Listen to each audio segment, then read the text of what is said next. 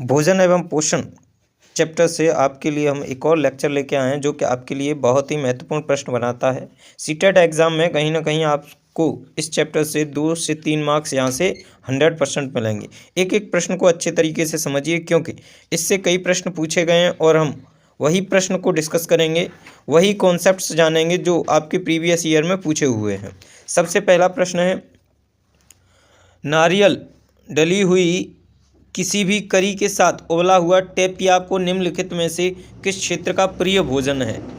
तो option A है Tamil Nadu, option B है केरल, ऑप्शन सी है पश्चिम बंगाल, ऑप्शन डी है बिहार। समझिए, तो टेपिया को कहाँ का फेमस है? आपको कुछ ऐसे भोजन याद रखने होंगे जो किसी विशेष क्षेत्र में खाए जाते हैं, अत्यधिक पसंद किए जाते हैं, क्योंकि प्रत्येक क्षेत्र विशेष की अपनी एक अलग पहचान होती है। वहाँ के लोग अलग भोजन को खाना पसंद करते हैं। ऐसे ही कुछ भोजन हैं, जैसे समझिए, सबसे पहला है बिहार में सबसे ज़्यादा प्रमुखतः खाया जाने वाला है लिट्टी चोखा, खूबी की लाई, चावल दाल। लिट्टी चोखा, खूबी की लाई और चावल दाल। इसी प्रकार से गोवा में खाया जाता है मछली नारियल के तेल में तली हुई। आप यहाँ से एक प्रश्न याद रखेंगे क्या कि जितने भी तटीय राज्य हैं ज़्यादातर उनमें मांस ही खाया जाएगा, यानी कि मछली ही खाई जाएंगी ज़्यादातर स्टेट में जो कि तटीय स्टेट हैं उनमें। अगला, हरियाणा में जो व्यंजन है, खाद्य पदार्थ है, वो है बाजरा खिचड़ी, कड़ी पकौड़ा इत्यादि। गुजरात में ढोकला फेमस है, ढोकला बहुत ज़्यादा गुजरात में खाते हैं, खांडवी खाते हैं और लेमन राइस खाते हैं। ये गुजरात के महत्वपूर्ण भोजन हैं। इसी प्रकार से असम के मसौर टेंगा, जो कि एक मछली का मांस होता है, बांस चावल इत्यादि। जम्मू कश्मीर में तबक भाजी, जो कि भेड़ से मिलती है, कलाड़ी पनीर, राजमा, सरसों के तेल में बनी मछली, ये जम्मू कश्मीर में खाई जाती है। वहाँ का प्रमुख भोजन है, खाद्य पदार्थ है। इसी प्रकार से मध्य प्रदेश में भुट्टे की खीर खाई जाती है। झारखंड में रुगड़ा मशरूम मडुआ रोटी खाई जाती है और नागालैंड में बांस के कोपल या फिर मोमोज अधिक प्रिय माने जाते हैं। आपको यहाँ से एक प्रश्न और याद रखना चाहिए कि हमें भोज्य पदार्थ मिलते कहाँ कहाँ से हैं। एक तो पादप से मिलते हैं, दूसरा जंतु से मिलते हैं। तो पादप से हमें कौन कौन से मिलते हैं? सब्जियां जैसे कौन कौन सी? हमें हरी सब्जी जितनी मिलती हैं वो पादपों के माध्यम से मिलती हैं। और भोज्य पदार्थों में हमें जंतुओं से क्या मिलता है? जंतुओं से हमें मिलता है मांस मिलता है जंतुओं से। भेड़ बकरी गाय से हमें दूध मिलता है। मांस किससे मिलता है? हिरन से मिलेगा, बकरी से, मुर्गी से, इनसे हमें क्या मिलेगा? मांस मिलेगा। और दूध बकरी गाय भैंस, इनसे क्या मिलेगा? दूध मिलेगा। तो जंतुओं से हमें भोज्य पदार्थ ये प्राप्त होते हैं। गाय, इन तीनों से हमें क्या मिलता है? दूध प्राप्त होता है। आगे समझिए, कुछ और ऐसे राज्य हैं जिनका भोज्य पदार्थ एकदम अलग है और अपने आप में वहाँ का भोज्य पदार्थ फेमस है। जैसे नागालैंड में हमने बता ही दिया, बांस के कोपल और मोमोज बहुत फेमस हैं। इसी प्रकार से महाराष्ट्र में साग पूरी, बड़ा पाव भाजी, ये ज़्यादा फेमस हैं क्योंकि महाराष्ट्र में इन्हीं का ज़्यादातर प्रयोग किया जाता है।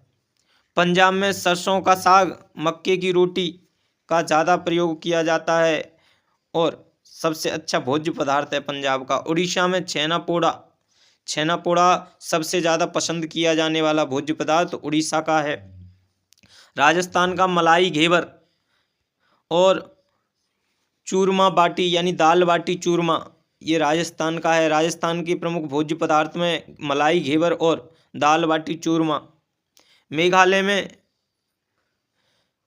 तुगतप एक मछली की चटनी है। क्या है? मछली की चटनी है, जिसे मेघालय में बहुत ज़्यादा पसंद किया जाता है। पश्चिम बंगाल में क्या है? दाव छिनगरी, एक झींगा होता है, उससे सब्जी बनती है। रसगुल्ला और संदेश। छत्तीसगढ़ में लाल चींटी की चटनी। छत्तीसगढ़ में क्या फेमस है? लाल चींटी की चटनी। और केरल में एबियल मिश्रित सब्जी और टेपिया को आपके सीटेट एग्ज़ाम के लिए बहुत ही महत्वपूर्ण प्रश्न बनाता है, क्योंकि लगभग आपके भोज्य पदार्थ एवं भोजन एवं पोषण वाले चैप्टर से प्रश्न आना है तो टेपियोका का प्रश्न अवश्य ही आएगा। इसको 100% प्रिपेयर करके रखना। अगला त्रिपुरा। त्रिपुरा में बेरमा मछली होती है, उससे भोजन मिलता है। तो ये कुछ प्रमुख भोज्य पदार्थ थे। आगे थोड़ा सा आपको और समझ लेना है। ये जो टेपियाको है, नारियल के तेल में इसको उबाल कर यानी कि बनाकर खाया जाता है केरल में। और इसी के साथ आपको एक और भोज्य पदार्थ याद रखना है, लिंग हु फेन। लिंग हु फेन, लिंग हु फेन, ये बहुत ही फेमस भोज्य पदार्थ है। कहाँ का? हांगकांग का। दरअसल ये सांप का मांस होता है। लिंग हु फेन किसका मांस होता है? सांप का मांस, जिसे हांगकांग में बड़े चाव के साथ खाया जाता है, बड़े शौक के साथ खाया जाता है। ये हैं प्रमुख कुछ भोज्य पदार्थ। अब हम आते हैं अपने वापस प्रश्न पर। तो टेपियोका नारियल के तेल में उबालकर बनाया जाता है। कहाँ पर? केरल में। अभी हमने डिस्कस किया था, कहाँ पर? केरल में। पश्चिम बंगाल में हमने बताया था रसगुल्ला फेमस है। बिहार में लिट्टी चोखा फेमस है। चलिए अगला प्रश्न समझते हैं अब हम। अगला प्रश्न क्या कहता है? सर्दियों में दादी अक्सर निम्नलिखित के घोल के त्वचा को रूखेपन से बचाने के लिए उपयोग करती है। यानी कि इस प्रश्न का तात्पर्य यह है कि सर्दियों के समय हमारी दादी हमारी त्वचा को रूखेपन और फटने से बचाने के लिए उपचार की व्यवस्था करती है। उस उपचार में किस किस चीज़ का या किस किस वस्तु का प्रयोग किया जाता है? ऑप्शन ए है गुलाब जल, ग्लिसरीन, नींबू का रस। ऑप्शन बी है गुलाब जल और आसुत जल। ऑप्शन सी है नींबू का रस और दूध। ऑप्शन डी है गुलाब जल और सिरका। तो ये भी महत्वपूर्ण बिंदु है आपके एग्जाम पॉइंट ऑफ व्यू से। तो थोड़ा सा और समझ लीजिए कि कुछ कुछ घरेलू उपचार जो बताए गए हैं वो भी आपके एग्जाम में पूछे जाते हैं। जैसे ये पूछ लिया गया है सीटेट जनवरी 2021 में। समझिए उपचार कुछ हम बताते हैं आपको।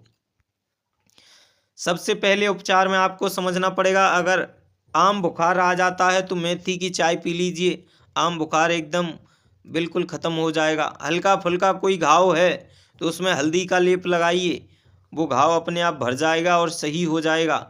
अगर मोच आ गई है पैर में, सामान्यतः पैर में ही मोच आती है, अगर मोच आ जाती है तो हल्दी और चूने का लेप लगाएं। हल्दी और चूने का लेप लगाएं और धीरे धीरे मोच क्या हो जाएगी? सही हो जाएगी। और समझिए कुछ उपचार, जैसे पेट में दर्द हो रहा है तो आप हींग का पानी पी लें या फिर अजवाइन घोलकर पी लें। इससे क्या है कि पेट दर्द बंद हो जाएगा। अगर आँख में जलन होती है तो खीरा का ज़्यादा से ज़्यादा यूज करें। चाय पत्ती की पट्टी बना के लगाएं, आँख की जलन कम होगी। ऐसे ही एक अगला प्रश्न पूछा जाता है, आँखों में सूजन आ जाए तो धनिए के बीज का उपयोग करें, आँखों की सूजन एकदम कम हो जाएगी। अगला प्रश्न बन सकता है, किस प्रकार से किसी के दांतों में दर्द होता है? कहाँ पर? अगर दांतों में दर्द होता है तो वह हींग का चूर्ण, लौंग का तेल इत्यादि का सेवन करे और उसके दांतों का दर्द क्या हो जाएगा? बंद हो जाएगा। गला खराब होना, यानी कि अगर किसी व्यक्ति का बार बार गला खराब होता है तो वह अदरक और गुड़ को साथ में मिलाकर डेली बेसिस पर प्रयोग करे, उसका गला एकदम साफ हो जाएगा। ऐसे ही बदहजमी हो जाए, क्या हो जाए? बदहजमी हो जाए तो वह सौंफ का सेवन करे, तो उससे क्या हो जाएगा कि बदहजमी की समस्या खत्म हो जाएगी। आगे समझिए। अब हम वापस अपने प्रश्न पर आते हैं। प्रश्न क्या है? प्रश्न है, सर्दियों में दादी अक्सर रूखेपन यानी कि त्वचा के रूखेपन का उपचार करने के लिए उपयोग करती हैं। तो इसके लिए वो उपयोग करती हैं क्या? गुलाब जल, ग्लिसरीन और नींबू का रस। क्या क्या यूज करती हैं? गुलाब जल, ग्लिसरीन और नींबू का रस प्रयोग करती हैं। समझिए अगला प्रश्न।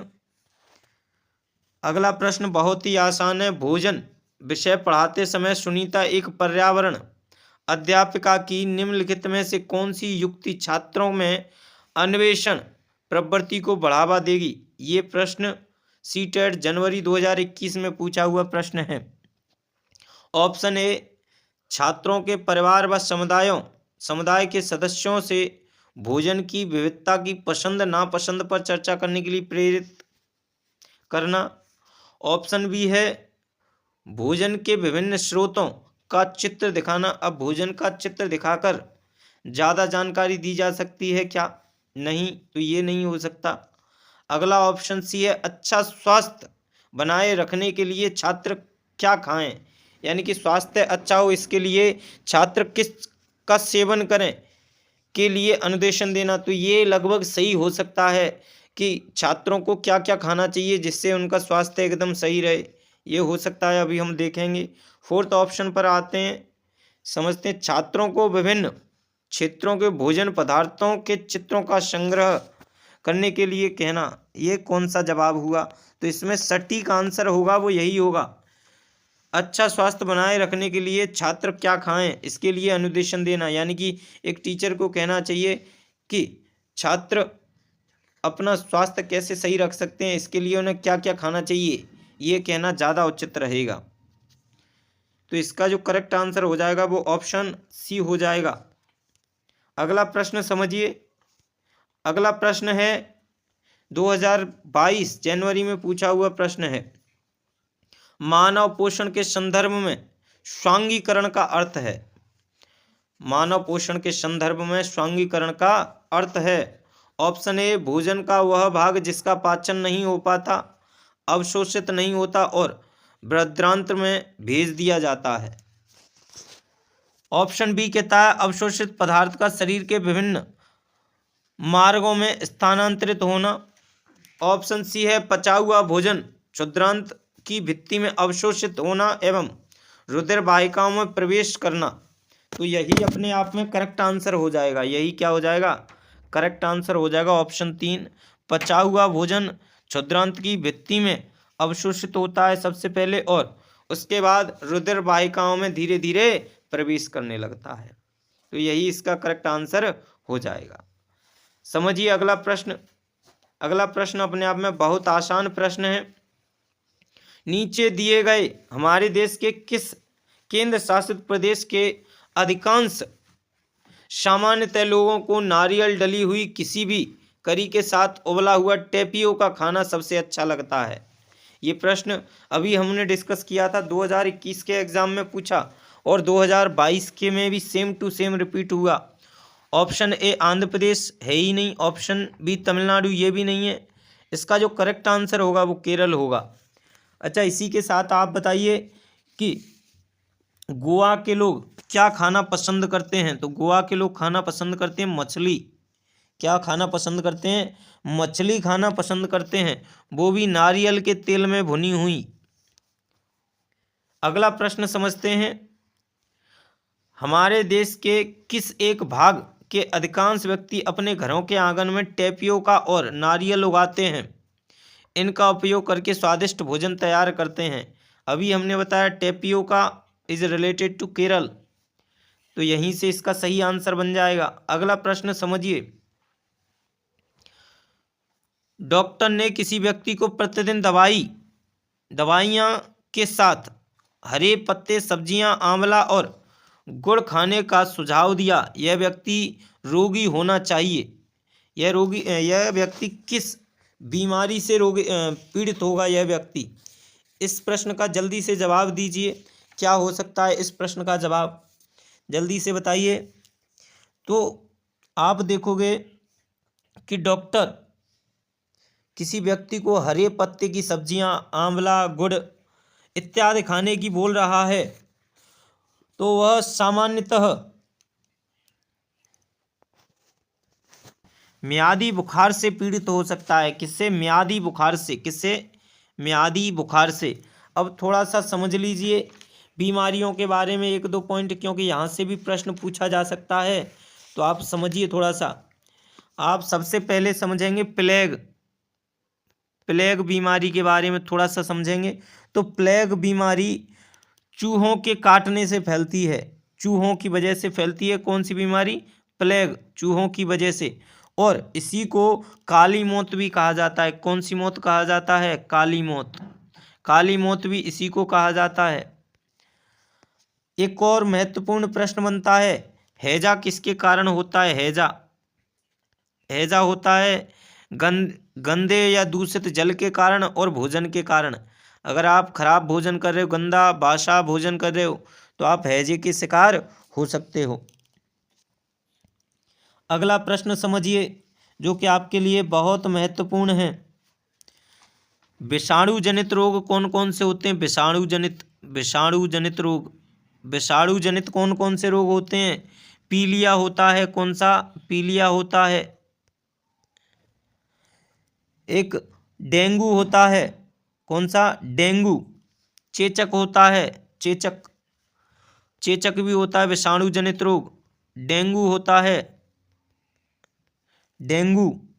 और छोटी माता चिकनगुनिया, खसरा, ये सभी विषाणु जनित रोग हैं। कैसे हैं? विषाणु जनित रोग हैं। इसी प्रकार से जीवाणु जनित रोग भी होते हैं। जीवाणु जनित रोग भी होते हैं। जीवाणु जनित कौन कौन से होते हैं? जैसे काली खांसी। काली खांसी कौन सा रोग है? जीवाणु जनित रोग है। निमोनिया भी जीवाणु जनित रोग है। निमोनिया भी कौन सा है? जीवाणु जनित रोग। इसी प्रकार से टिटनेस भी अपने आप में जीवाणु जनित रोग है। टिटनेस के अलावा आप देखोगे हैजा, अभी हमने बताया हैजा भी जीवाणु जनित रोग है। और डिप्थीरिया भी जीवाणु जनित रोग है। डिप्थीरिया से एक और रिलेटेड प्रश्न बनता है, वो क्या? कि डिप्थीरिया और काली खांसी और टिटनेस की रोकथाम के लिए कौन सा टीका लगता है? टिटनेस की रोकथाम के लिए कौन सा टीका लगता है? तो ये टीका लगता है डीपीटी का। किसका? डीपीटी का। अगर यहीं पर पूछा जाए टीबी की रोकथाम के लिए कौन सा टीका लगता है, तो ये लगता है बीसीजी। कौन सा? बीसीजी। इसकी फुल फॉर्म हो जाएगी बैसिलस कॉलमेट गुरिन। क्या हो जाएगी? Bacillus Calmette Guerin. एक यहाँ से बीमारी से रिलेटेड एक और प्रश्न बन सकता है, दाद, खाज और खुजली। दाद, खाज, खुजली और फफूंद